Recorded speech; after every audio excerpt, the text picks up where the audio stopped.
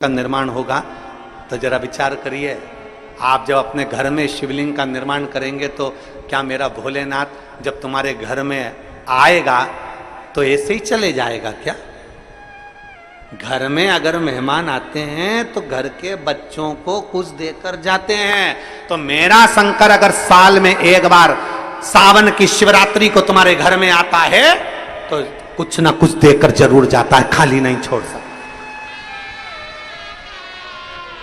ऐसे ही नहीं जाएगा, खाली नहीं जाएगा, कुछ कुछ देकर जाए।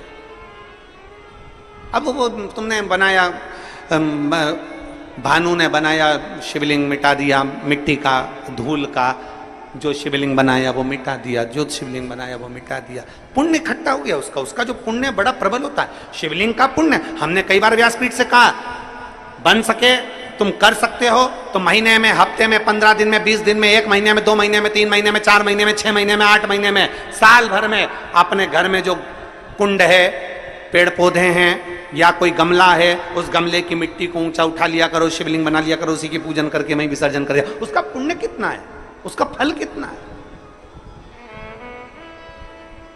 बादल में धुएं से, भाप से शिवलिंग का दर्शन हुआ तो यहां शिवलिंग बना नहीं है, ये आपकी दृष्टि में, आपके मन में शिवलिंग समाया था तो आपने उसको शिवलिंग बनाया। वो देख ऐसा लग रहा है, ऐसा लग रहा है ना कि सामने जलाधारी है, ऐसा लग रहा है ना सामने शिवलिंग है, ऐसा लग रहा है ना कि सामने शंकर है। मतलब तुमने अपने दिल से बादल में भी शिवलिंग बनाया है, मतलब एक शिवलिंग बनाने का पुण्य तेरे खाते में जा चुका है। तुमने बेलपत्र में दर्शन करा, देखो ऐसा लग रहा है ना ये जलाधारी है, ये शिव है, ऐसा लग रहा है ना, मतलब तुमने बेलपत्र में भी शिवलिंग बनाया है, एक शिवलिंग का पुण्य तुम्हारे खाते में चला गया। केवल एक मिट्टी का बनाया, पाषाण का बनाया या कोई चीज का बनाया, ये हमारे खाते में पहुंच गया। एक शिवलिंग भले तुमने दिल से, मन से, भाव से बनाया। उठ गए तुम 3:30 पे, नींद बार बार खुल रही है, घड़ी देख रही, 4 तो नहीं बज गई, फिर थोड़ी देर सो गई, फिर नींद खुली, 3:30 बज गई, फिर नींद खुली, 3:45 हो गया, अभी 10 मिनट और सो लेती हूँ, फिर 4 बजे। अलार्म तो बाद में बजा है, उससे पहले तुम्हारी नींद खुल चुकी है। बोलो मेरी छत्तीसगढ़ की जीजिए, सही है कि गलत है? अब तुमने अलार्म भर लिया 4 बजे का, 4 बजे का, 4 बजे का, 4 बजे का, और उठ कितनी बजे रहे हो? 3:30, 3:45, 3:30, 3:45, अलार्म भरा 5 बजे का, उठ कितनी बजे रहे हो? तो वो उठने का समय तुम्हारा जल्दी हो गया।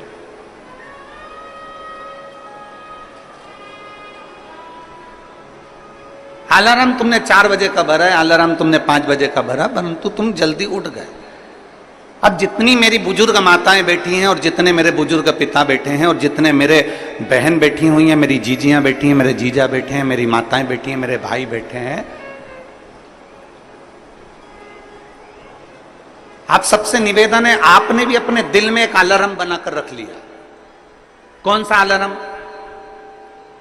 जरा सा पेट दुखा और तुमने अलार्म बना लिया, कहीं मुझे बड़ी बीमारी तो नहीं हो गई, कहीं मुझे कहीं गठान तो नहीं हो गई, कहीं मुझे रोग तो नहीं हो गया, कहीं मुझे ये तो नहीं हो गया। जरा सा छाती में दर्द हुआ, तुमने अलार्म बनाकर रख लिया कि मेरे कोई कहीं ब्लॉकेज तो नहीं हो गया, कहीं मेरे हार्ट में कमजोरी तो नहीं हो गई। थोड़ी सी चलने में हापड़ी भराई तो तुम्हें लग गया कि मुझे कहीं दमे की बीमारी तो नहीं हो गई, मुझे सांस की बीमारी तो नहीं हो गई। याद रखना, 4 बजे का अलार्म लगाया तो 3:30 बजे नींद खुल जाती है। उसी तरह तुम जो दिन भर सोचते हो कि मेरे साथ ये तो नहीं हो गया, वो तो नहीं हो गया, वो तो नहीं हो गया, वो तो नहीं हो गया, तो वो चीज तुम्हारे सामने हो ही जाती है। इसलिए शास्त्र कहता है कि दुनिया का सबसे बड़ा पाप है अपने आप को कमजोर समझना। कभी कमजोर मत समझो, हमेशा अपने आप को बलवान समझो।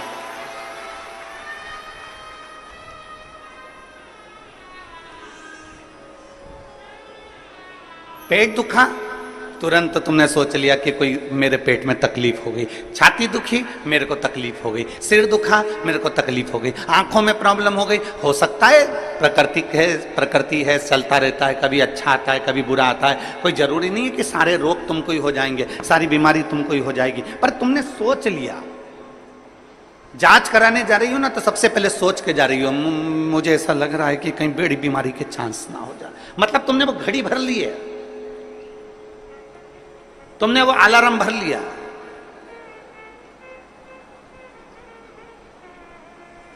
पहले का व्यक्ति अलार्म भरता था,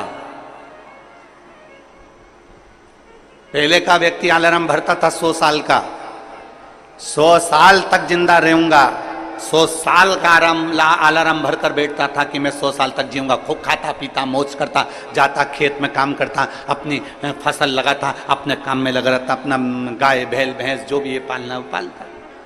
उसने अलार्म लगाया कि मैं 100 साल तक जीऊंगा, तो कम से कम वो 95 साल तक, 90 साल तक, 98 साल तक, 97 साल तक जीवित रहता था।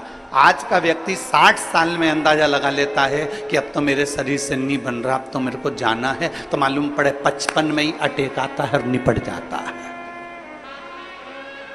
तुमने अलार्म लगा लिया।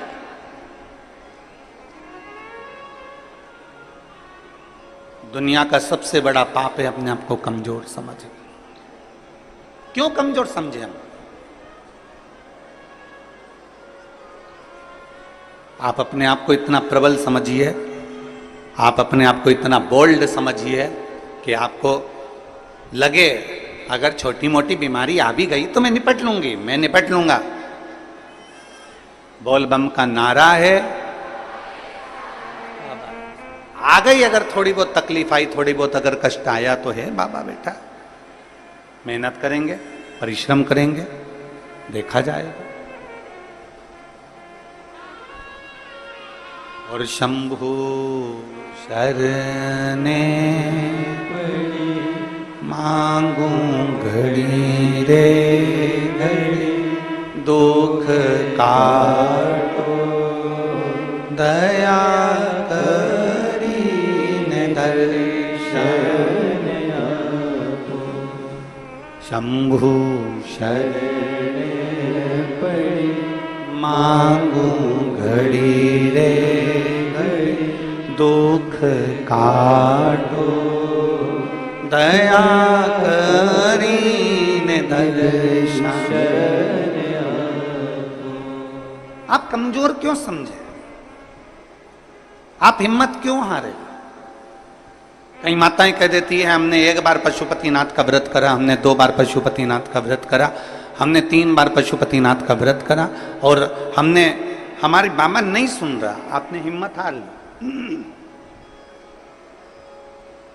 आप अपने आप को हिम्मत हार गए। एक पत्र है,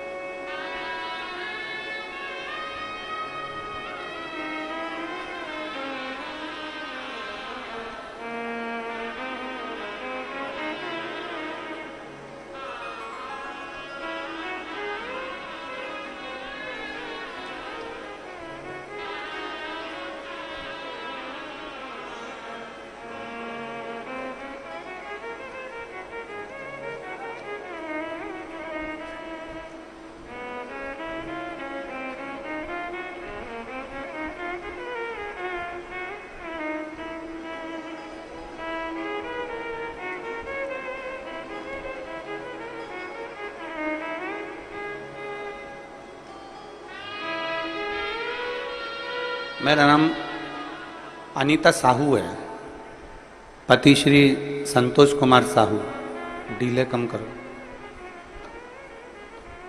रामनगर भिलाई की निवासी हूँ। कहीं बैठी हो तो हाथ हिला सकती हूँ।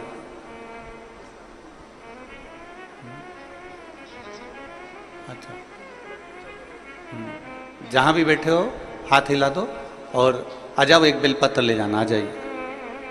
मेरा नाम अनीता साहू है, पति श्री संतोष कुमार साहू है, रामनगर भिलाई। मोबाइल नंबर मेरा ये है। एक लोटे जल का मैं क्या वर्णन करूं। 2023 मई में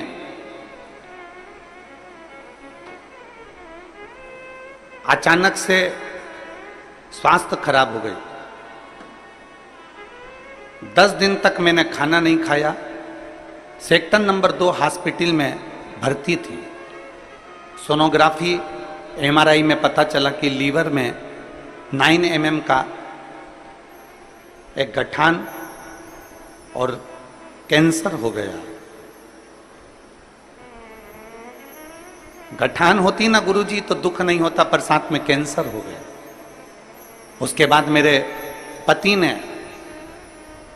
सारे हॉस्पिटलों में जांच कराया तो मालूम पड़ा कि वो कैंसर की बीमारी है और ज्यादा ही तकलीफ है, ज्यादा समय के जीवित नहीं है।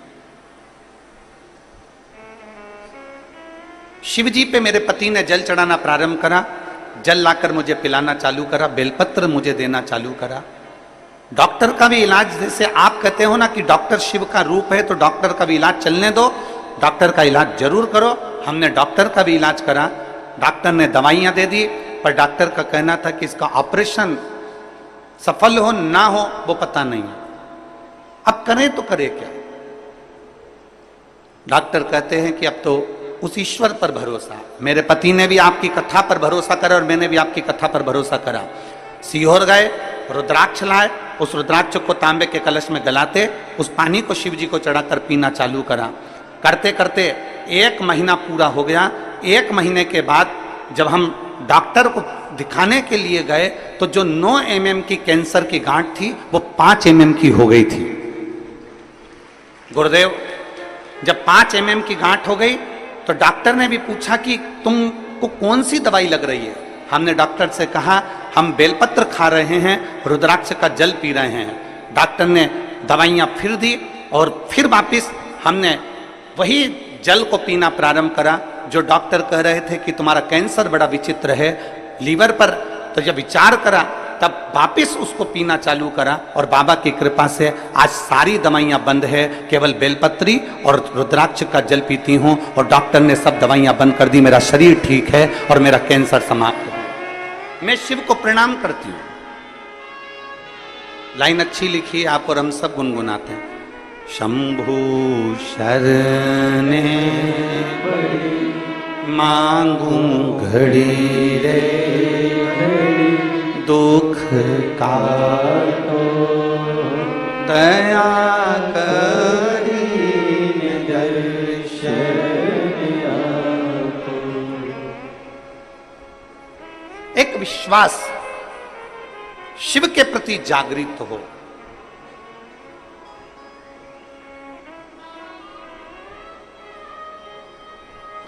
हम तो कहते हैं, जैसे ये कथा बोलबम सेवा एवं कल्याण समिति करा रही है,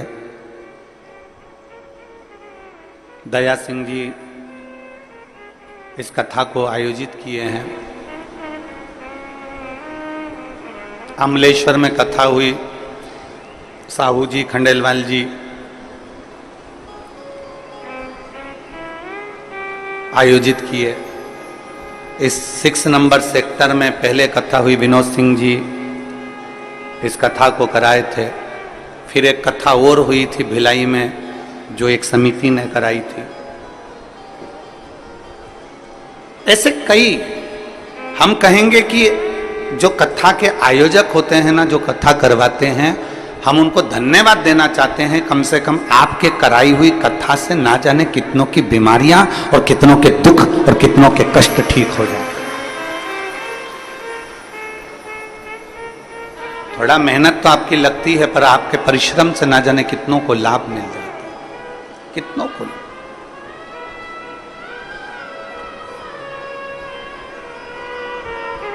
शिव तत्व की प्राप्ति है।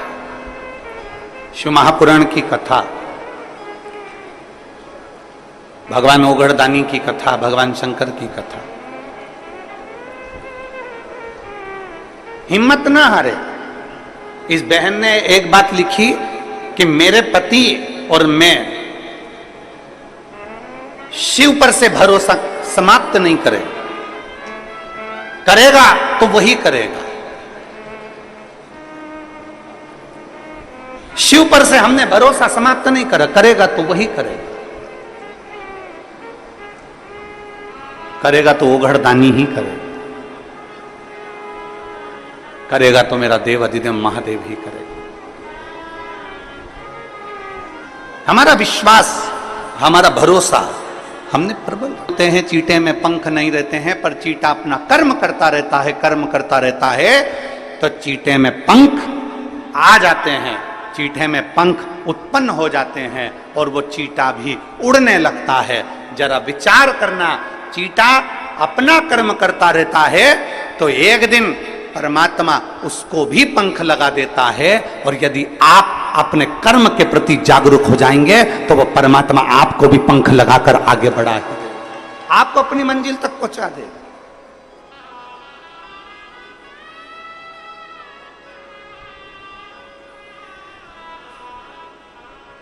चींटे में पंख नहीं होते, पर धीरे धीरे वो कर्म करता गया, कर्म करता गया, करता गया और उसमें पंख लग गए।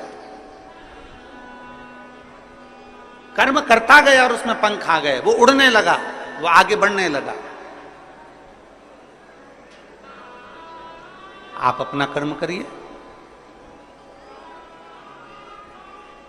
जिस कर्म में आप लगे हुए हो प्रबलता से उसमें लगे रहिए, उसमें लगे। जिस कर्म को आप करना चाहते हो उसको कर्म को आप प्रबलता से करते रहिए। एक दिन मेरा परमात्मा भी आपको उड़ान देगा, एक दिन मेरा परमात्मा, मेरा भोलेनाथ भी आपको उन्नति की सीढ़ी पर चढ़ा देगा। आप कर्म के प्रति जागरूक तो रहो। आप कर्म के प्रति जागरूक नहीं और सोचें कि हम बहुत कुछ कर लें, हम बहुत ऊंचे उठ जाएं, हम बहुत आगे बढ़ जाएं, तो शिव महापुराण की कथा कहती है कर्म प्रधान है, आपका कर्म पहले करना है। श्रीमद् भगवत कहती है, श्रीमद् भगवत गीता कहती है, श्रीमद् भागवत कहती है, रामचरितमानस कहती है, विष्णु पुराण कहती है, गर्ग संहिता कहती है, स्कंद पुराण कहती है, नर्मदा पुराण कहती है, लिंग पुराण कहती है। ऐसी कोई पुराण नहीं जो कर्म की प्रधानता नहीं बताती। प्रत्येक पुराण कर्म प्रधान है और प्रत्येक पुराण कहती है कि आप अपने कर्म में जागरूक रहिए, आप अपने कर्म में प्रबलता बनाकर रखिए। हम उसको सोच लेते हैं मेरे बस का नहीं है, मैं नहीं कर सकता, मेरे बस में नहीं है, मैं ऐसा नहीं कर पाऊंगा, ये मेरे बस का नहीं है। नहीं नहीं, शिव कथा कहती है दुनिया का सबसे बड़ा पाप है अपने आप को कमजोर समझना। हम क्यों कमजोर समझते? नहीं सुन रहा ना बाबा, थोड़ा रुकना, 2-3 महीना रुकना, 2 महीना रुकना, 1.5 महीना रुकना, 15 दिन रुकना, फिर एक बार विश्वास के साथ, फिर एक भरोसे के साथ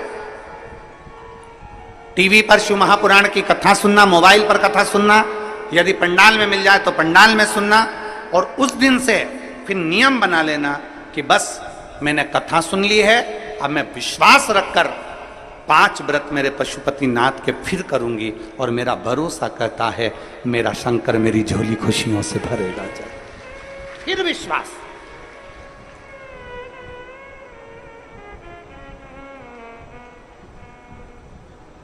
कल हम जब मिल रहे थे, दया सिंह जी कल जब सबसे मिला रहे थे, तो वहां पर एक पत्र एक बेटी ने दिया, एक पत्र। उस पत्र को तो हम यहाँ लेकर नहीं आए, कक्ष में होगा। उस पत्र में एक बेटी ने लिखा कि हम जिस गांव में रहते हैं,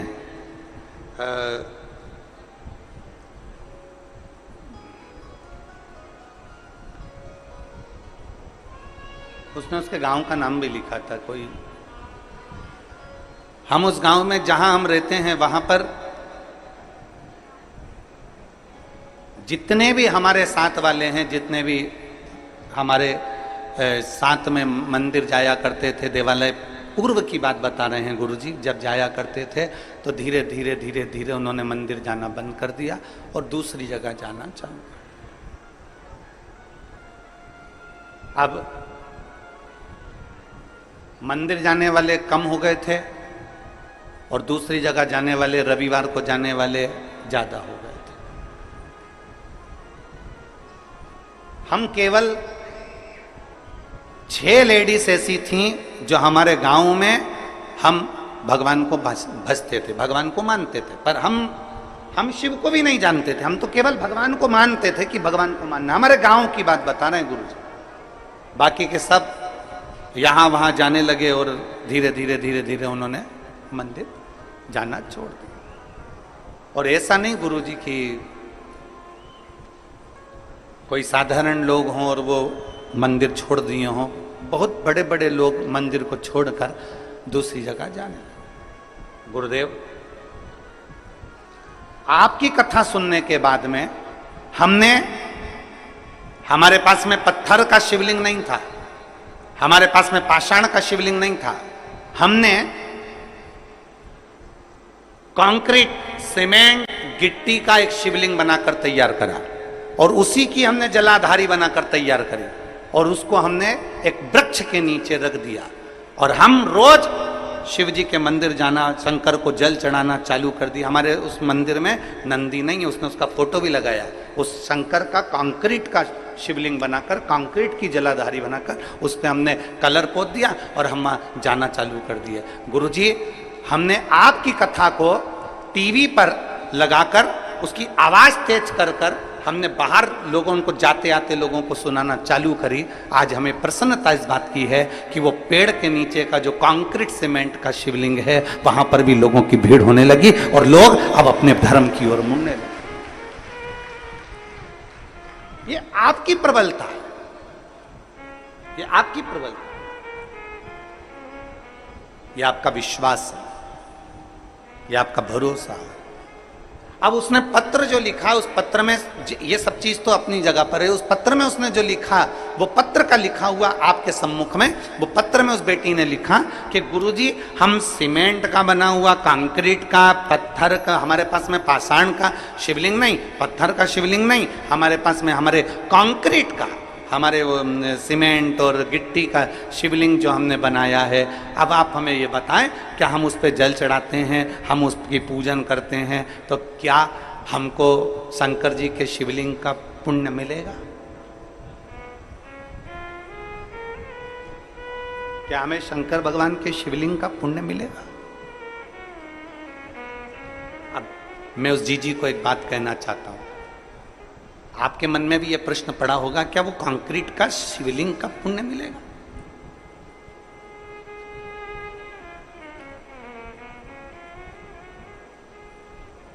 पहले तो मैं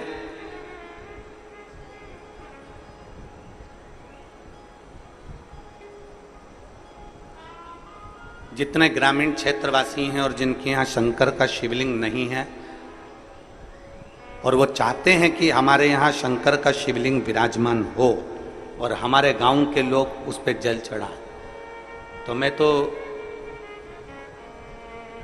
ये जितनी समितियां यहाँ पहले कथा करवा चुकी हैं, चाहे वो दया सिंह जी हैं, आपको भी कहूँगा, और पीछे के जितनी समितियां पूर्व की भी हुई हैं और आसपास अमलेश्वर और हमारे क्षेत्र में जहाँ जहाँ हमने कथा करी है, एक ऐसा छत्तीसगढ़ में एक ऐसा स्थान नियुक्त किया जाए कि अगर किसी ग्रामीण में भी अगर शिवलिंग की जरूरत हो तो ओमकारेश्वर से या ममलेश्वर से या नर्मदा के तट से एक कंकर का भले छोटा सा शिवलिंग लाकर दिया जाए, जिससे वो गांव में पूजन होने लगे और उस गांव के आनंद। हम दया सिंह जी आपको भी कहेंगे, ये आने वाले समय में इस चीज की व्यवस्था होना चाहिए और जितने प्रयास बनेगा हमसे भी, इस शरीर के द्वारा जितना प्रयास बनेगा, जितने शिवलिंग हम भेज सकते हैं उतने शिवलिंग भी हम भेज देंगे। बहुत प्रयास करेंगे जिससे गांव गांव में आज लोग जो धर्मांतरण हो रहा है, गांव गांव में लोग इधर उधर भटक रहे हैं और इधर उधर जा रहे हैं, वो सब बचकर भगवान शंकर की शरण में जाना प्रारंभ करें। ऐसा प्रयास किया, साधुता, बहुत बहुत। अब प्रश्न यहां अड़ गया कि वो सीमेंट का, वो कंक्रीट का शिवलिंग पर हम जल चढ़ाएंगे, वो कंक्रीट के शिवलिंग पर हम जल चढ़ाते हैं, वो कंक्रीट के, उस सीमेंट के शिवलिंग पर हम जल चढ़ाते हैं, तो क्या हमें वो पुण्य मिल सकता है? तो मेरा उस जीजी से निवेदन है, एक बहुत सुंदर कथा हमारी शिव महापुराण में आती है, एक बहुत सुंदर कथा हमारे यहाँ हमें सुनने को मिलती है, आप उस कथा का स्मरण करिएगा। भानु नाम का एक छोटा सा बच्चा था, बहुत छोटा सा बच्चा, भानु नाम था। पिता थे नहीं, मां अकेली, पिता नहीं है, अकेली मां है और वेधव्य मां अकेली। भानु का पालन पोषण कर रही है, खूब अच्छे से उसको रख रही है, खूब अच्छे से उसको खिला रही पिला रही, जितना बन सकता है उससे बात करती। सुंदर दृष्टांत है। वो बेटी अगर यहां बैठकर कथा सुन रही हो या टीवी पर कथा सुन रही हो कि कंक्रीट के शिवलिंग को हमने बना दिया और पूरा गांव वहां जाना चालू कर दिया, तो क्या उसका पुण्य मिलेगा कि नहीं मिलेगा, हमको हमारे खाते में पुण्य जाएगा कि नहीं जाएगा, वो बात मूल है।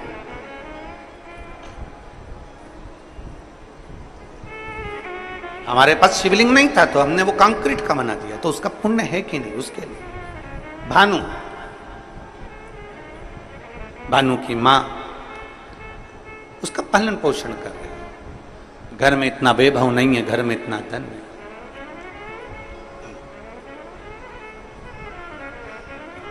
एक बात आज फिर कहते हैं, तुम्हारे घर में धन की कमी होगी ना, चल जाएगी। धन की कमी होगी तो बच्चा बचपन में रोएगा, धन की कमी होगी तो बच्चा खिलौने के लिए रोएगा, धन की कमी होगी तो बच्चा कपड़े के लिए रोएगा, धन की कमी होगी तो बच्चा गाड़ी के लिए रोएगा। अगर तुम्हारे घर में धन की कमी है ना, चलेगा, पर तुम्हारे घर में संस्कारों की कमी नहीं होना चाहिए, नहीं तो जिंदगी भर रोना पड़ेगा।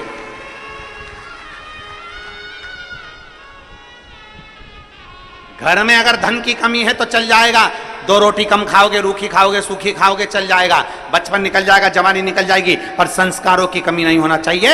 अगर हमारा संस्कार समाप्त हो गया तो हमें जिंदगी भर रोना पड़ सकता है, जिंदगी भर, जिंदगी भर चलेगा। धन की कमी चलेगी पर संस्कारों की कमी ना हो। संस्कार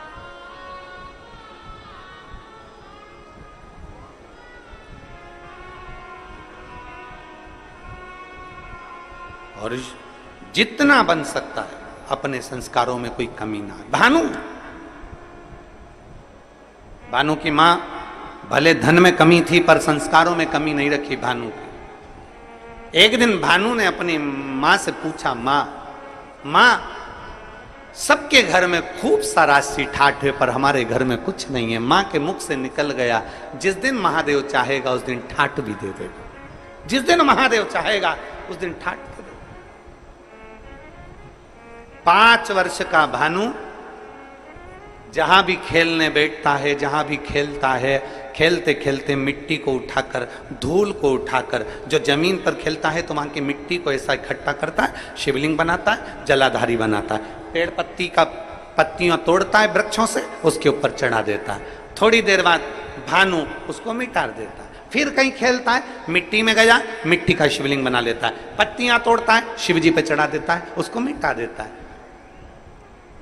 4 छोटी छोटी डंडियां लाकर खड़ी करता है, उस पे झोपड़ी बनाता है, उसके अंदर एक मिट्टी का शिवलिंग बना लेता है, उस पे पत्तियां लाता है, तोड़कर चढ़ा देता है। यह केवल भानु की कथा नहीं, यह आपकी और हमारी भी कथा है। बचपन में कई बेटियां, बचपन में कई बेटे, बचपन में छोटे छोटे लड़के, सोमवार आता है, मंगलवार आता है, बुधवार आता है, गुरुवार आता है, ऐसे कई दिन, कोई शिवरात्रि, कोई सावन का महीना आता है, छोटे छोटे बच्चे डंडियां लाते हैं, तोड़कर छोटी छोटी डंडियां तैयार कर कर उस पर छप्पर डालकर उसमें मिट्टी का शिवलिंग बना लेते हैं, उसका श्रृंगार कर देते हैं, उसके ऊपर पत्ता पत्ती लाकर चढ़ा देते हैं। कई लोग हंसते हैं, बताओ कैसा मूर्ख है, कैसे इसमें अकल नहीं है, छोटा सा बच्चा है, इसने ऐसा कर लिया। घर के अंदर वो भगवान की पूजन करता है, छोटा सा बच्चा।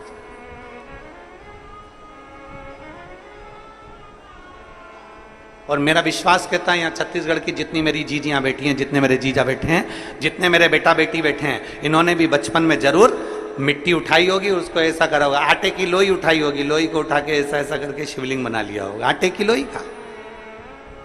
चावल बनाया होगा तो चावल का।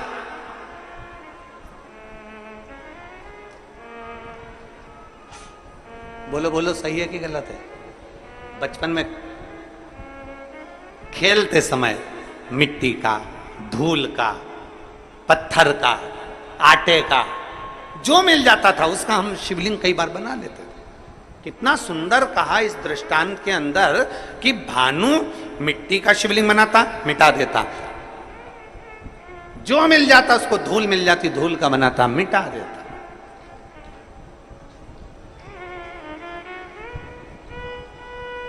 शिव महापुराण की कथा कहती है भूल वश भी, भूल से भी, भूल से। कितना सुंदर कहा। कई बार बादल देखते हैं ना, बादल, कई बार बादल देखते हैं तो बादल में भी शिवलिंग का दर्शन होता है। कई बार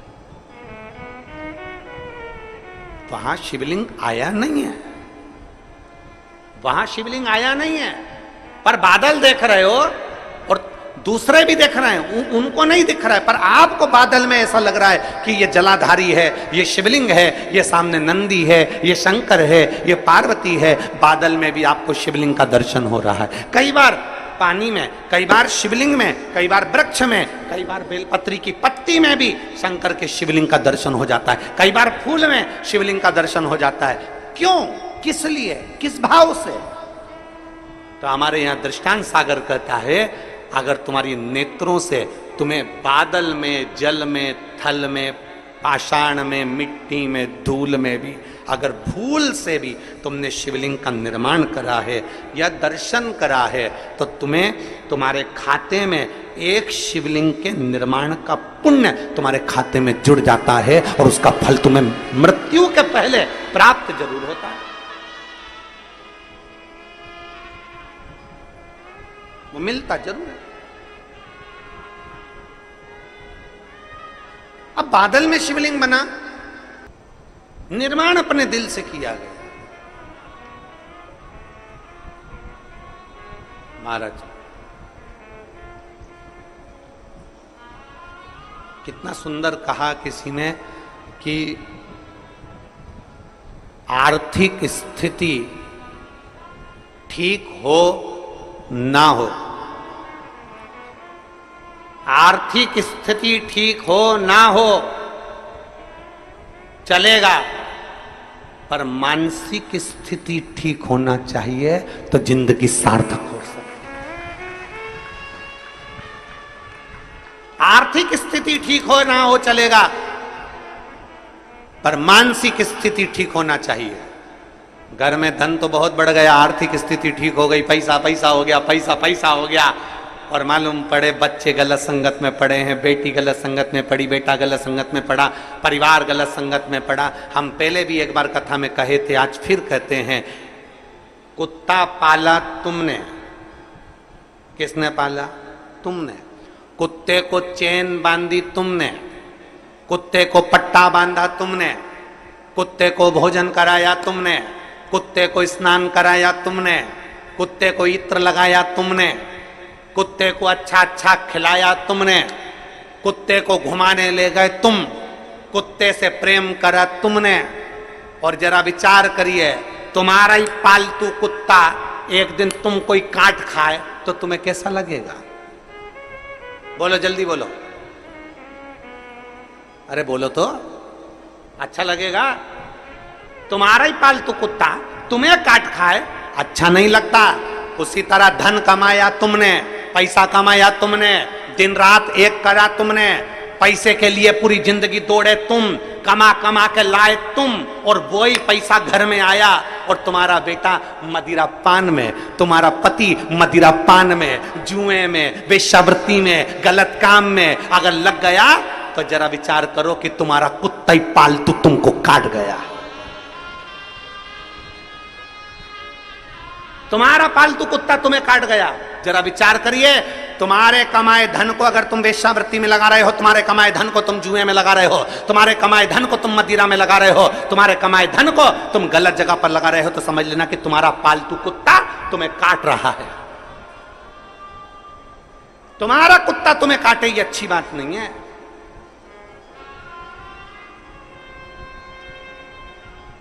अपन ने कमाया, काय के लिए कमाया था? ऐश्वर्य राम की जिंदगी के लिए, सुख के लिए, खुशी के लिए। आर्थिक स्थिति ठीक है कि नहीं हमें उससे मतलब नहीं, पर मानसिक स्थिति ठीक होना चाहिए। घर में धन बहुत है, खूब पैसा है, एक भाई उधर एक भाई इधर, घर में खूब पैसा है, जेठानी एक दूसरे से बात ही नहीं कर रही, देवरानी बोल ही नहीं रही, ननंद आती तो मुंह फूला रहता, नंदोई आते तो आंस लेकर आते कि कहीं मिल जाएगा।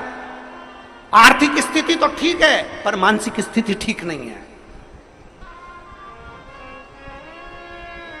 सास दिन भर अपने काम में लगी है, मां अपने मोबाइल में लगी है, बाप कमाने में लगा है, ताऊ चाचा अपने काम में लगे हैं, ताई चाची अपने काम में लगी है, बुआ फूफा अपने काम में लगे हैं, छोटा सा बच्चा दिन भर घर में इधर उधर घूमता फिर रहा है, और घर के लोग आस लगा के बैठे हैं कि बुढ़ापे में हमारी औलाद हमको पानी देगी, बुढ़ापे में हमारी औलाद हमसे प्रेम करेगी, बुढ़ापे में हमारी औलाद हमको चाहेगी।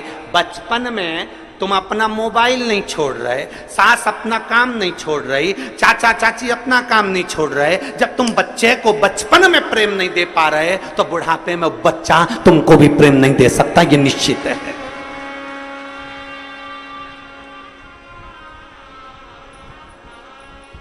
सवेरे 7 बजे का बच्चा स्कूल जाता है। कितनी बजे स्कूल जाता है? बोलो बोलो, तुम बोलो। 6 बजे 7 बजे बच्चा स्कूल जाता है, 8 बजे स्कूल जाता है, कितनी बजे आता है? बोलो बोलो, जम के बोलो। है 1-2 बजे आता है, 1 बजे 2 बजे 1:30 बजे 3 बजे 12 बजे, जितनी बजे भी बच्चा आता है। सवेरे 8 बजे का गया बच्चा 12-1 बजे आता है, 12-1 बजे बच्चा आता है, और आते से ही बच्चा आया और आने के बाद उसको मम्मी ने बस थोड़ा बहुत खाने पीने का दिया और मालूम पड़े फिर अपना फिर वापिस वो मोबाइल माँ लेकर अपने कमरे में चली गई, लेट गई, सो गई, अपने कमरे में अपना मोबाइल में मस्त हो गई। बच्चा क्या कर रहा है? दादी अपने कमरे में, दादा अपने कमरे में, बुआ अपने कमरे में, चाचा अपने कमरे में, चाची अपने कमरे में, ताई अपने कमरे में, और बच्चा दिन भर क्या कर रहा है? अभी आया वो स्कूल से, थोड़ा माँ का फर्ज बनता है, थोड़ा दादी का फर्ज बनता है, थोड़ा चाची का फर्ज बनता है, थोड़ा ताई का फर्ज बनता है, थोड़ा बुआ का फर्ज बनता है कि घर के पुरुष अगर कमाने के लिए गए हैं तो घर की स्त्री उनके पास बैठकर उनकी शिक्षा का अध्ययन पूछे, क्या पढ़ा, कैसा रहा, स्कूल में किसी ने कुछ कहा तो नहीं, कोई मारा ठोकी तो नहीं, कोई गलत काम तो नहीं, कोई गलत विचार तो नहीं। बच्चा जब गलत कर आता है तब चिल्लाते हो, पर जब जरूरत है बच्चे को कि क्या कर रहा है क्या नहीं कर रहा, आपका मोबाइल एक तरफ पटक कर थोड़ी देर बच्चों को प्रेम देने का प्रयास करो, आपका घर एक तरफ रखकर बच्चों को थोड़ा स्नेह देने का प्रयास करो। जब वो बच्चा 3-4 बजती है कोचिंग चले जाता है, ट्यूशन चले जाता है, शाम को आता है, सोने का समय हो जाता है, आपको समय देते कहाँ हो बच्चों को? आप अगर अपने बच्चे को प्रेम से आधा घंटा भी दोगे तो ये निश्चित है तुम्हारे बुढ़ापे की घड़ी में बच्चा भी तुमको 1 घंटा देगा। आप अपने बच्चों को दे कहां रहे हो? आप अपने बच्चे को प्रेम कहां दे पा रहे हो? और आस लगा के बैठे हो मेरी बहू आएगी गरम रोटी खिलाएगी। अरे ओ भिलाई वाली, आज की बहू आएगी, पति को होटल ले जाएगी, खुद खाएगी और तेरे को ठेंगा दिखाएगी। आस मत रखिए।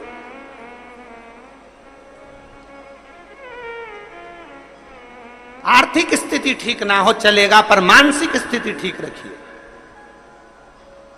धन नहीं है ना तो भी संतुष्ट रहो, और धन है तो भी संतुष्ट रहो। धन है तो भी खुश, नहीं है तो भी खुश। हम जिस दिन से पहले दिन से यहाँ आए हैं भिलाई में कथा करने के लिए, दया सिंह जी जिस समय हमको एयरपोर्ट लेने के लिए गए, एयरपोर्ट से जब हमको लेके आ रहे थे उस समय से लेकर आज तक इनके मुख पे एक ही चीज रटी हुई है, गुरुजी हर साल कथा करने आओ, हम हर साल व्यवस्था करें।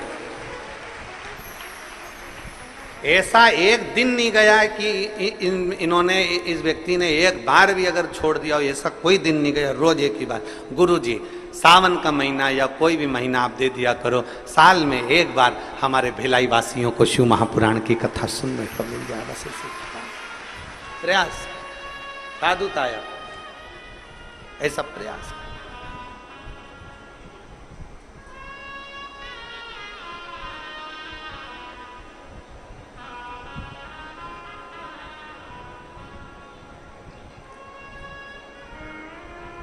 एक आस तुम्हारी है, विश्वास तुम्हारा है, भोले बाबा सुन भी लो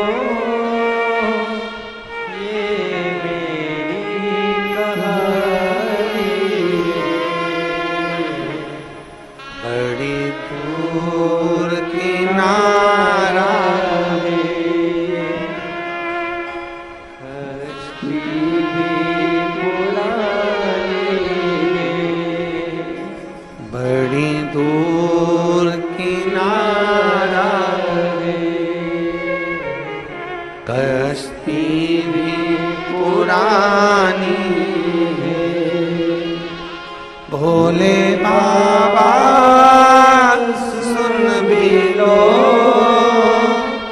ये मेरी कहानी है। मैंने तुमको पुकारा है, मैंने तुमको पुकारा है, भोले बाबा सुन भी लो ये मेरी कहानी है। बड़ी दूर किनारा है, कश्ती भी पुरानी है, मेरे बाबा सुन भी लो ये मेरी कहानी। आर्थिक स्थिति कैसी भी हो पर मानसिक स्थिति कमजोर नहीं करना। मानसिक स्थिति कमजोर, समझ में आ रहा है मेरी जीजियों, बेटियों, बेटाओं, मेरे जीजाओं, मेरी माताओं, मेरे भाई, घर में थोड़ा धन की कमी होना चलेगा पर मन की कमी नहीं होना चाहिए, मानसिक स्थिति कमजोर नहीं होना चाहिए। साईं इतना दीजिए जामे कुटुंब, मैं भी भूखा ना रहूं, द्वार पर जो आए वो भूखा। क्या मांगा हमने भगवान से? इतनी कृपा करना कि दरवाजे पर कोई आए तो भूखा ना जाए।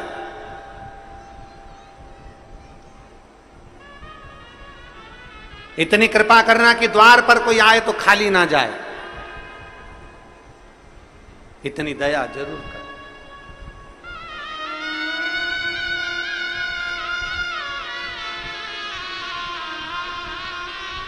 हमारे बीच में श्री तोषेंद्र साईं जी माननीय मुख्यमंत्री जी के सुपुत्र भी यहाँ आए हैं। मैं आमंत्रित करता हूँ आकर व्यासपीठ का पूजन करें। एक बार जोरदार ताली बजाकर स्वागत वंदन अभिनंदन।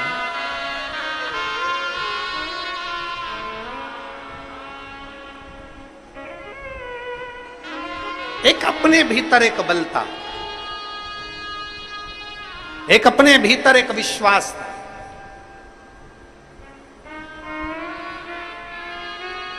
एक अपने भीतर एक भरोसा, एक दृढ़ता होना चाहिए।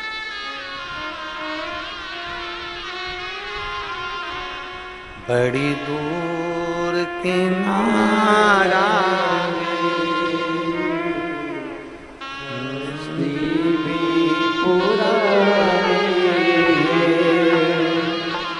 भोले बाबा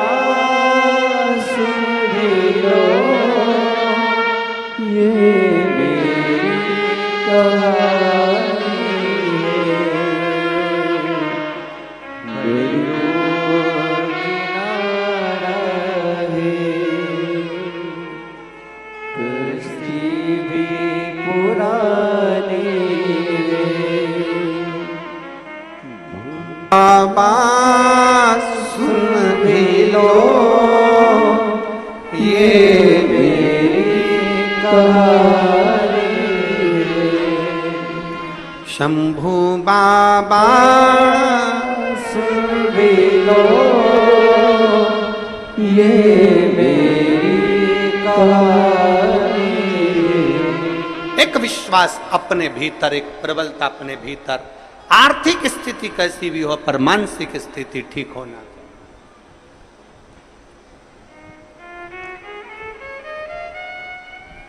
मन ठीक रखिए। बेटी ने प्रश्न किया कि कंक्रीट से बना हुआ शंकर का पूजन कर रहे हैं, क्या पुण्य मिलेगा? शास्त्र कहता है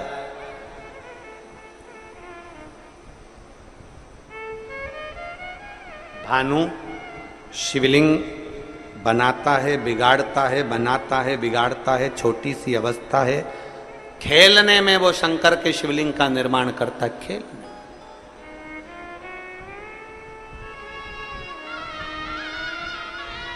उसका फल मिलेगा।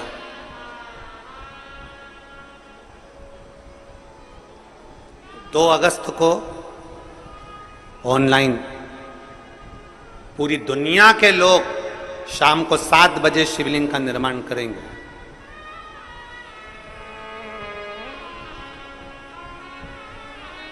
दो अगस्त को पूरी दुनिया के लोग, पूरा विश्व, देश में क्या विदेश में भी लोग भगवान शंकर के शिवलिंग का निर्माण करेंगे। आस्था चैनल पर ऑनलाइन भगवान शंकर का पूजन होगा। पूरा विश्व तैयारी में जुट गया। एक साथ करोड़ों शिवलिंग बनेंगे, करोड़ों शिवलिंग। अब जरा विचार करिए, कहीं कहीं अनुष्ठान होता है 1 लाख शिवलिंग का निर्माण करेंगे, कहीं अनुष्ठान होता है 2 लाख शिवलिंग का निर्माण करेंगे, कहीं अनुष्ठान होता है पार्थिव शिवलिंग का इतना निर्माण करेंगे। पर ये सावन के महीने में जब एक साथ पिछले वर्ष 66 करोड़ लोगों ने शिवलिंग बनाया था, तो अब की बार तो विश्वास कहता है कि कम से कम 80 से 90 करोड़ लोग शिवलिंग का निर्माण करेंगे। अब इतना शिवलिंग का निर्माण गांव गांव, खेड़े खेड़े, छोटा गांव, बड़ा गांव, चाहे जहां मर्जी पड़ जाए। घर के अंदर 4 लोग हैं, 4 बना लिए, 5 लोग हैं, 5 बना लिए। मन उनका, उनकी मर्जी।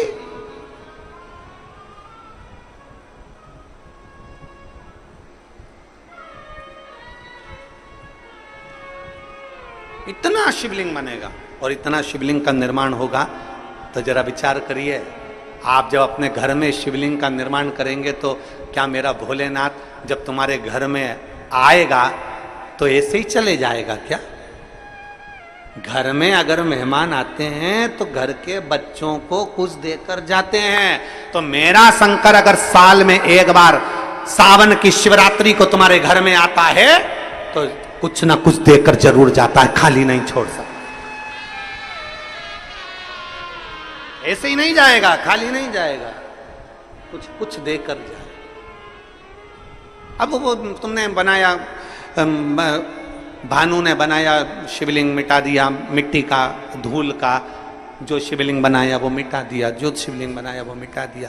पुण्य इकट्ठा हो गया उसका। उसका जो पुण्य बड़ा प्रबल होता है, शिवलिंग का पुण्य। हमने कई बार व्यासपीठ से कहा, बन सके तुम कर सकते हो तो महीने में, हफ्ते में, 15 दिन में, 20 दिन में, 1 महीने में, 2 महीने में, 3 महीने में, 4 महीने में, 6 महीने में, 8 महीने में, साल भर में अपने घर में जो कुंड है, पेड़ पौधे हैं या कोई गमला है, उस गमले की मिट्टी को ऊंचा उठा लिया करो, शिवलिंग बना लिया करो, उसी की पूजन करके मैं विसर्जन कर दिया। उसका पुण्य कितना है, उसका फल कितना है। एक पत्र है,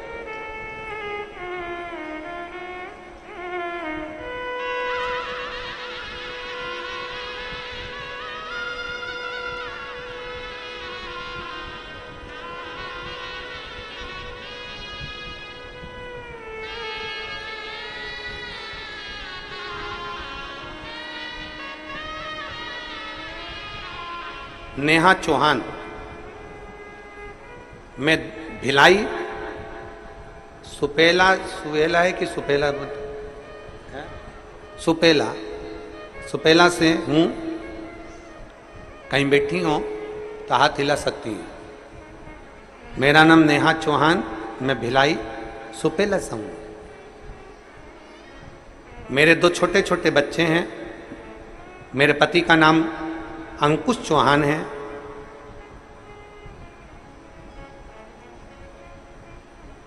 गुरुदेव, मेरे पति की आयु 32 वर्ष है। मेरे पति को 27/2/2024 27 फरवरी को 2024 को उनके सीने में दर्द हुआ। हम लोग घबरा गए, उनको बीएम शाह हॉस्पिटल में लेकर गए। वहां पर उनको दिखाया। डॉक्टर ने कह दिया इनको 3 अटैक एक साथ आया। कहीं बैठी हो तो हाथ हिला सकते हैं। इनको 3 अटैक एक साथ आ गए और तुरंत इनको ऑपरेशन के लिए ले जाना पड़ेगा। अब भी ऑपरेशन करना पड़ेगा।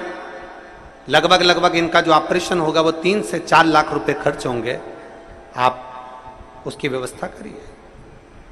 हमने कह दिया आप इलाज चालू करो, हम आते हैं। आप इलाज चालू करो, कागज पर साइन करें। इलाज प्रारंभ हुआ।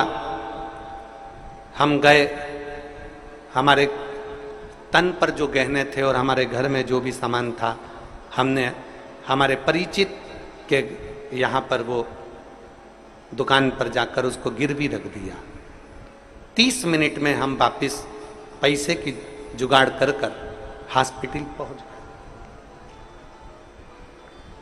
जब हम हॉस्पिटल गए तो डॉक्टर आपस में बात कर रहे थे कि इनका बीपी और हार्ट बीट 1% भी काम नहीं कर रही है, ये चलेगा। हमने हमारा पूरा गोल्ड जो भी सामान था वो गिरवे रखकर हम पहुंचे। 30 मिनट हमको लग गए थे और उतने में डॉक्टर ने कहा कि इनकी बीपी भी काम नहीं कर रहा, हार्ट बीट 1% भी काम नहीं कर रही है, ये शरीर जा चुका। हमारे पति अंकुश की डेथ हो गई है, वो मर चुके हैं। सारे डॉक्टर आपस में बात कर रहे पर हमसे कोई बोल नहीं रहा कि हुआ क्या। हार्ट बीट काम करना बंद कर दी है। हमने बार बार डॉक्टर से पूछा कि आप बताओ हो क्या रहा, क्या हुआ, पर बताए नहीं। हमारे कानों में भनक लगी कि हमारे पति चले गए। हमने कहा बाबा अभी रुको, कैसे जा सकते हैं। उसी हॉस्पिटल के नीचे पर शिव जी का मंदिर था। मैं दौड़ी, वहां से एक बेलपत्र उठाकर लाई। शंकर को तुरंत ऊपर जलाधारी में जल पड़ा था, उसी को उंडेल दिया, उसी पानी को लेकर आ गई। पति को छीटा। डॉक्टर से कहा मेरा पति इतनी जल्दी मर नहीं सकता। देखो मेरे बच्चे हैं, मेरी उम्र अभी 27 वर्ष की है, मैं 27 साल में विधवा हो जाऊंगी, ये हो नहीं सकता। मैंने सियोर वाले महाराज की कथा सुनी है, मेरा विश्वास पक्का कहता है मेरा पति नहीं मर सकता। आप एक बार फिर प्रयास करो। जल छीटने पर, बेलपत्र रखने पर डॉक्टर फिर उसको एक बार चेक करने के लिए बीपी चेक करने गए तो मालूम पड़ा कि उसकी हार्ट बीट बढ़ी और बीपी ने काम करना प्रारंभ कर दिया। उसको शरीर पर 6 बार शॉट लगाए गए जिससे उसकी सांस वापिस आए। 6 बार जब सांस के लिए उसको शॉट लगाया गया तब उसकी श्वास बाहर आई और बाहर आते से ही फिर उसको वेंटिलेटर पर रखा। वेंटिलेटर पर रखा, बेलपत्र उसके पास रख दी। फिर वो आईसीयू में आए, तब उनकी फिर जांच चालू हुई तो बताया कि इसकी किडनी भी खराब हो गई है। होश तो आ गया, मरा हुआ जिंदा तो हो गया, पर किडनी भी चली गई। जब उसकी किडनी भी डैमेज हो गई तब डॉक्टर ने कहा आप इनको दूसरे हॉस्पिटल में ले जा सकते हैं। फिर हम उनको MMI हॉस्पिटल रायपुर में लेकर गए तो डॉक्टर ने कहा कि इनकी नसें ब्लॉकेज है, किडनी काम नहीं कर रही है, हो सकता है कि आपको इनको फिर कहीं और ले जाना पड़े। 15 दिन डॉक्टर से कहा कि आप इनका इलाज करिए। मेरा विश्वास कहता है मेरा महादेव वापिस लेकर आया है तो इनका ऑपरेशन भी नहीं होने देगा और किडनी भी चालू होगी। तुरंत हमारे रिश्तेदारों को सीहोर भेजा, रुद्राक्ष मंगवाया, जल तांबे के कलश में गलाकर देना चालू करा। होठों पर 2-2 बूंद जल उसके लगा देते। बाबा की ऐसी कृपा हुई कि हमने फिर वापिस जांच फिर प्रारंभ हुई उसी एमएमआई हॉस्पिटल में रायपुर के, और ऐसी कृपा हुई डॉक्टर ने कह दिया अब इनकी किडनी भी काम करने लगी और इनकी कोई ब्लॉकेज नहीं है, शरीर ठीक हो चुका है, इनको ले जा सकते। ये शिव तत्व है। मेरा नाम नेहा चौहान, मैं भिलाई सुपेला से हूं। शिव तत्व कहीं बैठी हो तो बेलपत्र लेने आ सकती। शिव तत्व की प्राप्ति, एक विश्वास, हम कैसे हार जाए, एक भरोसा, हम कैसे हार जाए।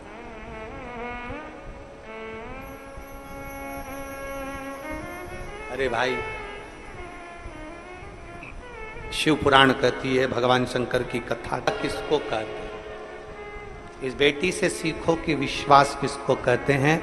अपने कानों से सुन लिया कि अंकुश चौहान, कानों से सुन लिया कि मेरा पति मर चुका है, पर तुरंत शिव पर भरो। अब डॉक्टर क्या, डॉक्टर ने भी कह दिया कि अब अंतिम है, और अंत समय प्रभु आना पड़ेगा, वचन दिया तो निभाना पड़ेगा। आए ना आए प्रभु को डूबर कबीला, अंत समय प्रभु आना पड़ेगा। वचन दिया तो निभाना पड़ेगा। अंत समय प्रभु। आना पड़ेगा। एक विश्वास अपने भीतर जागृत तो करो, एक विश्वास अपने भीतर जड़ी तो बनाओ।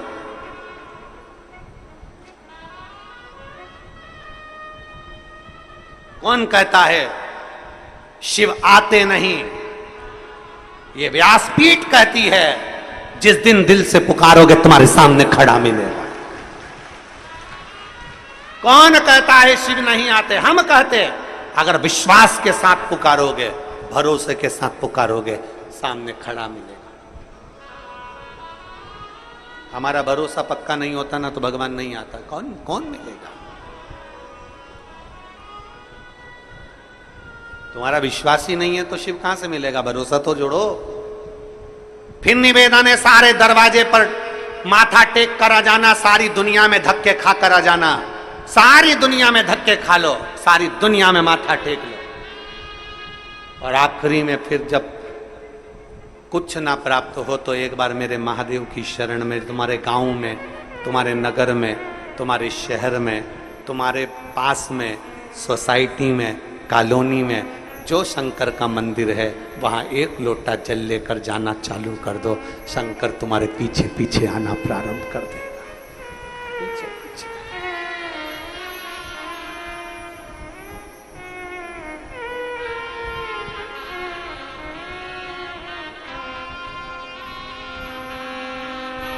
इसके पास नहीं शिव, सर्वस्व शिव है, सर्वस्व। बस दिल से पुकारने वाला चाहिए, सामने आकर खड़ा हो जाए। देखिए,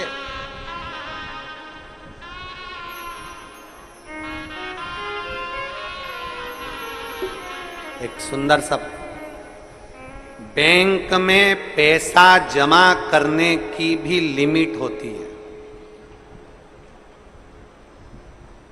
सीमा होती है। रोज 50,000, 60,000, एटीएम से पैसा निकालने की भी एक सीमा होती है। नौकरी करने की भी एक सीमा होती है, उम्र की एक सीमा होती है। इतने वर्ष तक फोर्स में जमा हो गए, इतने समय तक तुम फौज में जमा हो गए, इतने समय पुलिस में हो गए, इतने समय इस नौकरी को मिलेगी, इस समय शिक्षक की नौकरी मिलेगी, इस समय ऐसी नौकरी मिलेगी। उम्र की सीमा होती है।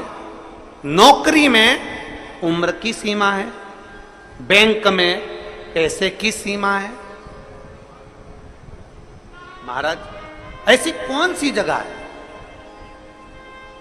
गाड़ी से जा रहे हो तो रोड पर, रास्ते पर तुम्हारी गाड़ी की भी सीमा है, गति की सीमा है, पैसे की सीमा है, उम्र की सीमा है, नौकरी की सीमा है, हर चीज की एक लिमिट, एक सीमा है। पर मेरे महादेव को प्राप्त करने की कोई सीमा नहीं है, जब चाहो जब प्राप्त करो, कोई सीमा नहीं। मेरे शिव को प्राप्त करने की कोई सीमा नहीं, तो अनलिमिटेड, तुम्हारा मर्जी पड़े उतना। जब दुख हो दौड़कर चले जाओ, जब तकलीफ हो दौड़कर चले जाओ, जब कष्ट हो दौड़कर पहुंच जाओ। और केवल कष्ट के समय पर नहीं, रोज जाओ।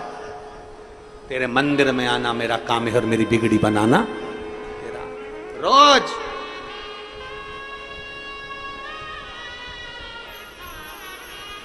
रोज क्यों? आप रोज अगर भगवान के मंदिर जाओगे तो तुम्हारी दुख की घड़ी में तुम्हें भगवान के मंदिर नहीं जाना पड़ेगा। दुख की घड़ी में जिस महादेव के मंदिर में तुमने जल चढ़ाया है वो महादेव तेरे दरवाजे पर आएगा, तुझे नहीं जाना पड़ेगा, वो आएगा।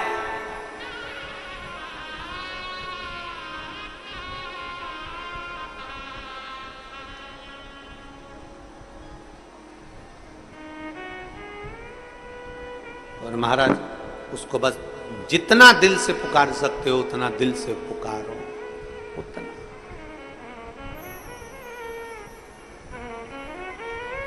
आप उसको भजोगे वो मिलेगा। महाराज शिव महापुराण की कथा कहती है, शिव महापुराण का चरित्र कहता है, भानु शिव तत्व को प्राप्त करता है। एक दिन भानु जा रहा था रास्ते से, एक वृक्ष की पत्ती को तोड़कर मट्टी के ढेले पर शिव को समझकर चढ़ा रहा था, और उसी मट्टी के ढेले में से मेरे महादेव प्रकट होकर उस भानु को दर्शन दे दे। उसी मट्टी के ढेले। मेरा जीजी से निवेदन है, जो कर रही है कंक्रीट का शिवलिंग का पूजन कर रहे हैं, हमारे यहाँ शिवलिंग नहीं है, हमने बना लिया क्योंकि लोग दूसरी जगह जाना चालू कर दिए थे। लोग दूसरी जगह जा रहे थे तो हमने सीमेंट का बना लिया अपने पेड़ के नीचे। अब जनता वहां जल चढ़ा रही, उसका फल मिलेगा कि नहीं मिलेगा? शिव महापुराण की कथा कहती है, यहां तो शास्त्र कहता है कि आसमान में देखकर भी शिवलिंग का तुमने मन से निर्माण कर लिया तो उसका भी फल हमें प्राप्त होता है। तुम जिसका शिवलिंग बनाओगे, शंकर भगवान शंकर की कथा कहती है, शिव महापुराण की कथा कहती है, भगवान शंकर का चरित्र कहता है कि शिव सब कुछ माफ कर सकते हैं। भगवान शंकर सब कुछ माफ कर सकते हैं, भगवान शंकर सब क्षमा कर सकते हैं, भगवान शंकर सब कुछ क्षमा कर सकते हैं। पर भगवान शंकर अपने भक्त के ऊपर यदि कोई उंगली उठाए, अपने भक्त को यदि कोई त्राड़ दे, अपने भक्त को यदि कोई परेशान करे, तो शिव उसको कभी स्वीकार नहीं करते, उसको कभी क्षमा नहीं करते। अकाल मृत्यु वो मरे जो काम करे चंडाल का, काल उसका क्या बिगाड़े जो भक्त हो महाकाल। जो शिव की आराधना करने वाला है, शंकर की आराधना करने वाला है, शिव का गुणगान करने वाला है, उसका काल क्या बिगाड़े? बस तुम जाओ कार्तिकेय, तुम जाकर तारकासुर का संहार करिए, तुम जाकर तारकासुर का संहार करिए, तुम जाओ तारकासुर को मारो, तुम जाओ। पर इतना याद रखना कि उसके हृदय में बाण नहीं लगना चाहिए, क्योंकि उसके दिल में, उसके हृदय में शिव बसा हुआ है, उसके हृदय में, उसके चित्त में शंकर बसा हुआ है। ठीक है, तारकासुर को मारने के लिए कार्तिकेय जी गए और बाणों पर बाण चलाए गए, पर तारकासुर के दिल में, हृदय में बाण नहीं छोड़ा गया। मन में एक बार यदि शिव आ गया, मन में एक बार यदि देवाधिदेव महादेव समाहित हो गया, तो फिर तुम्हें चिंता करने की जरूरत नहीं है। चिंता करेगा तो देवाधिदेव महादेव स्वयं करेगा।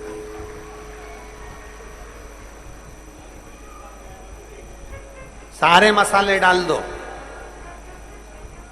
सब्जी में सारी ग्रेवी डाल दो, सब्जी को तुम पूरा तैयार कर लो, पर सब्जी में अगर नमक नहीं होगा तो ईमानदारी से बोलो सब्जी में स्वाद आएगा? जम के बोलो जरा, नहीं।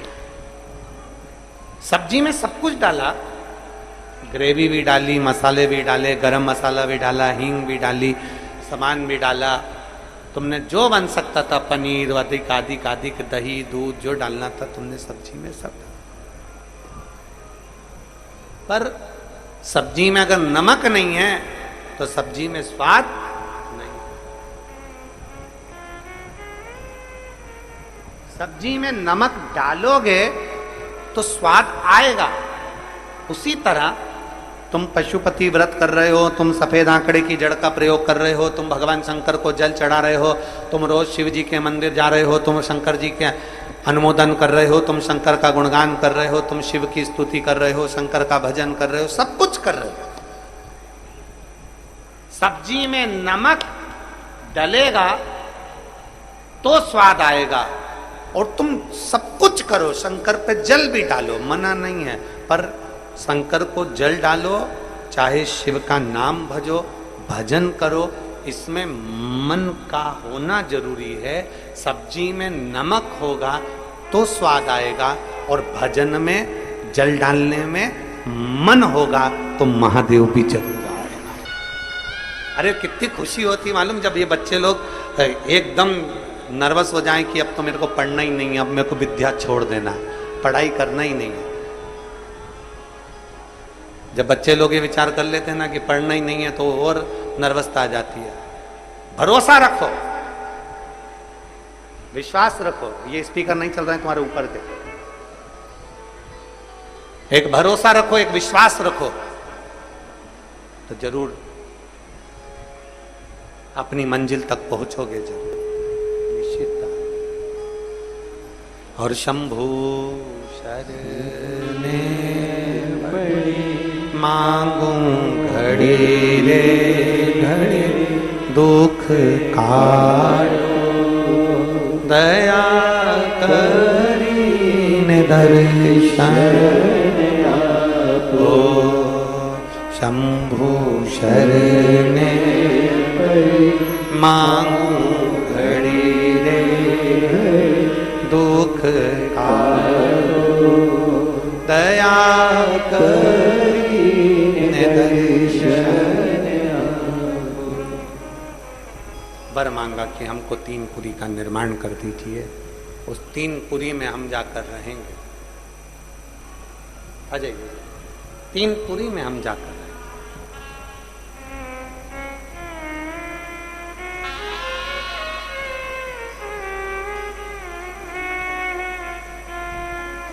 बहू और बेटी को बधाई।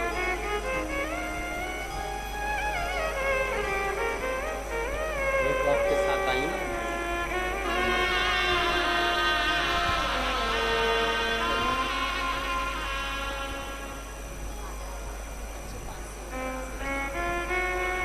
बहू और बेटी दोनों ने सीए क्लियर करा है। एक बार डागा परिवार को जोरदार ताली बजाकर साधु था, बहुत बहुत साधु। शिव तत्व है, औघड़ी है शब्द, एक भरोसा अपने भीतर। शिव कथा कह रही है, तारकासुर के 3 बेटे तारकाक्ष, विदुमाली, कमलाक्षकी ने तप साधना करी, और उस तप साधना का बल इतना प्रबल रहा, इतना प्रबल रहा कि उस तप साधना के बल से 3 पुरियों का निर्माण किया, जहां के वो राजा बनकर बैठे। 3 पुरियों का निर्माण। अब उन्होंने उपद्रव मचाना प्रारंभ कर, इतना उपद्रव मचाया, इतना उपद्रव मचाया कि सारे देवता एकत्रित होकर भगवान शिव जी के पास में गए। भगवान देवाधिदेव महादेव ने एक बड़े से नंदी का रूप रखा, एक बड़े से नंदी का रूप रखकर देवाधिदेव महादेव ने सारे देवताओं को पशु बना दिया और बड़े नंदी का रूप रखकर दौड़ते हुए तारकाक्ष, विदुम्माली और कमलाक्ष की तीनों को एकत्रित कर कर तीनों के प्राण हुए। शिव जी का नाम पशुपति नाथ पड़ा। भगवान शिव का नाम पशुपति नाथ। हमने पहले भी कथा में कहा है कि एक पाशुपत्य अस्त्र होता है, एक पाशुपत्य योग होता है और एक पाशुपत्य व्रत होता है। आपकी और हमारी इतनी सामर्थ्यता नहीं है कि हम इतना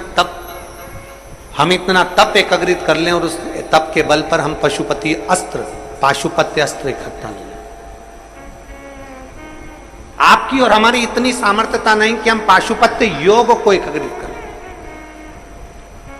पर संपूर्ण विश्व के कल्याण हेतु शिव महापुराण पशुपति व्रत का वर्णन करते हैं। जितना बल पाशुपत्य अस्त्र में होता है, जितना बल पाशुपत्य योग में होता है, शिव महापुराण की कथा कहती है उतना बल एक पशुपति नाथ के व्रत में होता है, उतना बल होता है।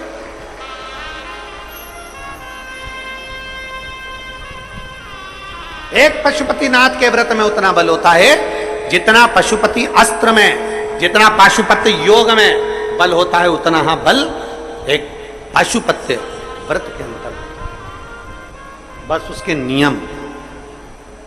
कई माताएं क्या करती हैं कि प्रसाद बनाया और कढ़ैया में आधा छोड़कर चली जाती हैं, आधा प्रसाद लेकर चली जाती हैं। ऐसा नहीं।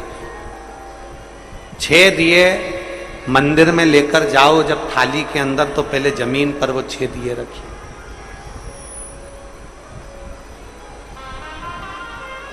6 दिए पहले मंदिर में रखिए और 6 दिए मंदिर में रखने के बाद में फिर 5 दिए प्रज्वलित करिए।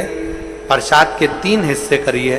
तीनों हिस्से, कोई पात्र हो, कोई प्लेट हो, कोई दोना हो, कोई कागज हो, उस पर उसको रख दीजिए। बाबा से विनय करिए, जो सवेरे पूजन की थाली लेकर जाओ वही पूजा की थाली शाम को लेकर जाओ। बाबा से निवेदन करो, हे बाबा, आज मैं दिल से, हृदय से आपके चरणों की दासी पाशुपत्य व्रत कर रही हूं, पशुपति व्रत। हे बाबा, इसको स्वीकार करिए, आप इसको स्वीकारो।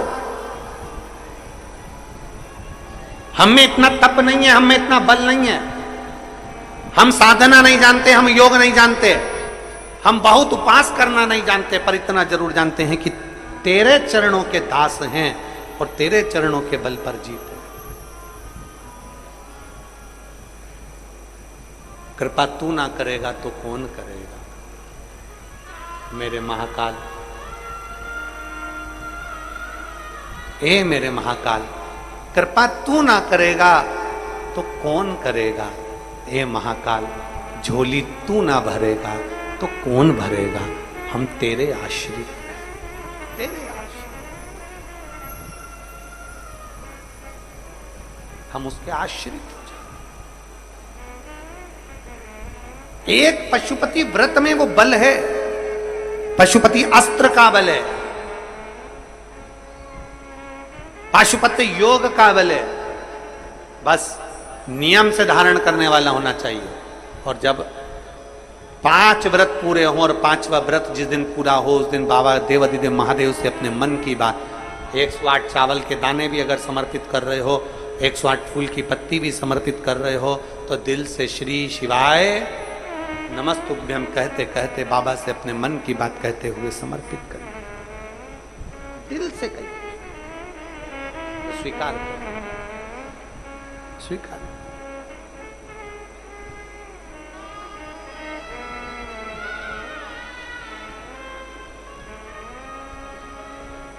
पशुपति नाथ भगवान शिव का नाम। बोल पशुपतिनाथ भगवान की। भगवान शिव की कथा कहती है, भगवान देवाधिदेव महादेव का चरित्र कथा है। तारकासुर के 3 बेटे तारकाक्ष, विदुम्माली और कमलाक्ष की के प्राण तो चले गए, पर जनमानस के कल्याण हेतु संपूर्ण विश्व के उद्धार हेतु, संपूर्ण विश्व के कल्याण हेतु भगवान देव अधिदेव महादेव ने जो व्रत दिया है वो व्रत साधारण नहीं, साधारण। बेटा हो, बेटी हो, मेरी जीजी हो, मेरे जीजा हो, मेरी माता हो, मेरी बहन हो, मेरे भाई हो, पशुपति व्रत करना चाहिए। और एक और बात बहुत अच्छे से ध्यान लगाकर सुनिएगा, सावन का महीना चल रहा है और 72 साल के बाद ये सावन आया। हमने पहले भी कथा में कहा कि 72 वर्ष के बाद आया। पहले 27 जुलाई 1953 में आया था, उसके बाद ये सावन 72 साल के बाद आया। प्रयास करिए, सावन के मंदिर में, सावन के महीने में कभी बन जाए, मौका मिल जाए आपको कि कहीं बेलपत्री का वृक्ष है, उस वृक्ष के नीचे 2-5 मिनट बैठकर 108 बार श्री शिवाय नमस्तुभ्यम या पंचाक्षर मंत्र नमः शिवाय या षडाक्षर मंत्र ओम नमः शिवाय का जाप जरूर करो। शिव मंदिर में जल जरूर चढ़ाओ, बन सके कोई श्रेष्ठ स्थान पर 2 लोटा जल लेकर कांवड़ भरकर जरूर आओ। प्रयास, शिव को रिझाने का प्रयास करिए, भगवान शंकर को मनाने का प्रयास। समय आया, भगवान श्री गणेश जी महाराज का मंगल विवाह हो रहा है रिद्धि सिद्धि के साथ में। कल कथा का विराम दिवस रहेगा, सुबह 8 बजे कथा प्रारंभ हो जाएगी और 11 बजे विराम हो जाएगी। सुबह 8 बजे कथा प्रारंभ होकर 11 बजे विराम की ओर जाएगी। आप और हम सब शिव महापुराण की कथा का लाभ लेंगे और विराम दिवस की कथा को अपने जीवन में उतारकर सार्थक बनाएंगे। रिद्धि सिद्धि भगवान श्री गणेश जी महाराज को जयमाला पिना रही हैं, जोरदार ताली बजाकर स्वागत करिए। भगवान श्री गणेश जी महाराज रिद्धि सिद्धि के गले में जयमाला पिना रहे हैं। रिद्धि सिद्धि ने अपने गले की जयमाला उतार कर वापिस श्री गणेश जी महाराज को पहना दिया। बोल श्री गणेश जी महाराज की।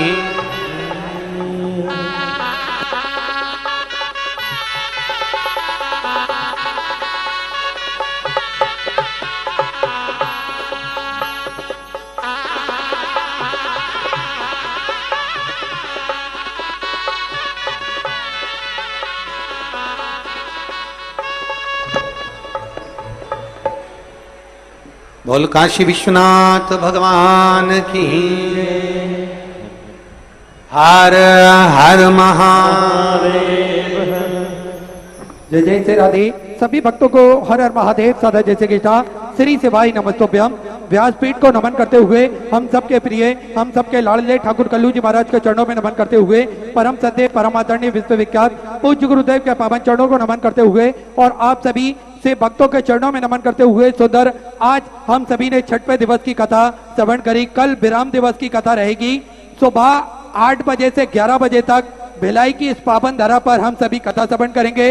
इसके उपरांत वही दोपहर 1 बजे से 4 बजे तक इस कथा का प्रसारण हम सभी श्रवण करेंगे। सुंदर आरती का समय भी हो चुका है। आरती में जिन भक्तों के नाम मंच से लिए जाएंगे वे अति शीघ्र मंच पर पधारे। आयोजक परिवार श्री दया सिंह जी, श्री मान सिंह जी, श्री रमेश सिंह जी, श्री लाखन सिंह जी, श्री निर्मल सिंह जी, श्री शत्रुघ्न सिंह जी, श्री निर्मला सिंह जी, श्रीमती सीता सिंह जी, रोशनी देवी, श्री जितेंद्र सिंह जी बड़े ही आदर और सम्मान से मंच पर पधारे। छत्तीसगढ़ शासन के माननीय मुख्यमंत्री श्री विष्णुदेव जी साहे जी की धर्मपत्नी श्रीमती कौशल्या देवी जी साहे बड़े ही आदर और सम्मान से मंच पर पधारे। उनके सुपुत्र श्री तोषेंद्र जी साहे बड़े ही आदर और सम्मान से मंच पर पधारे। श्री पवन जी साहे संगठन महामंत्री भाजपा से बड़े ही आदर और सम्मान से मंच पर पधारे। श्री नंदन जी जैन प्रदेश कोषाध्यक्ष भाजपा छत्तीसगढ़ से बड़े ही आदर और सम्मान से मंच पर पधारे। श्री नीरज पाल जी भिलाई महापौर बड़े ही आदर और सम्मान से मंच पर पधारे। हाई कोर्ट जस्टिस पीपी जी साहू की धर्मपत्नी श्रीमती चंद्रप्रभा जी साहू बड़े ही आदर और सम्मान से मंच पर पधारे। धीरज जी बकलीवाल दुर्ग महापौर बड़े ही आदर और सम्मान से मंच पर पधारे। रंजनी जी बघेल दुर्ग सांसद धर्मपत्नी बड़े ही आदर और सम्मान से मंच पर पधारे। डॉक्टर शिशिर जी मिश्रा श्री प्रमोद सिंह जी, श्रीमती ममता जी बेलचंदन, श्री महेश जी वर्मा, श्री विनोद सिंह जी, श्री धर्मेंद्र जी यादव, कात्री कुंवारी माता, ललिता सिंह जी, चंद्रकांत जी साहे बड़े ही आदर और सम्मान से मंच पर पधारे। सुंदर आरती का आनंद हम सभी मिलकर लेंगे। जय जय श्री राधे, हर हर महादेव, श्री शिवाय नमस्ते।